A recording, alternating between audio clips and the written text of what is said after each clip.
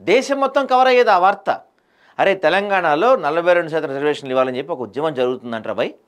వీళ్ళు కులగణన చేశారంటే దేశంలో ఎక్కడ జరగని కులగణన తెలంగాణ ముఖ్యమంత్రి రేవంత్ రెడ్డి గారు చేశారంట. అసలు గ్రేట్ రా భయ్ అని చెప్పి దేశం మొత్తం ఒక చర్చ నడిచేది. నిన్న చాలా ఛానల్స్లో నిన్న డిబేట్ నడిచేది, నేషనల్ ఛానల్స్లో కూడా. కానీ రాహుల్ గాంధీ రారా సభకి, సోనియా గాంధీ రారు. ఎవరు వస్తారు ఇంక మరి మీ సభకి? ఎవరు వచ్చారు? ఇందులో నేషనల్ ఫేస్ ఎవరు చెప్పండి, మీరే చెప్పండి. నేషనల్ ఫేస్ ఎవరు ఇందులో?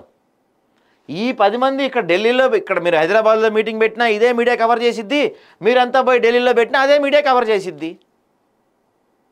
అసలు మీద ఒక సభ జరిగిందని, నిన్న ఒక ధర్నా జరిగిందని నేషనల్ ప్రపంచం దేశం మొత్తానికి తెలియాలి కదా. ఫస్ట్ తెలంగాణలో చక్కగా తెలియదు ఎవరికి.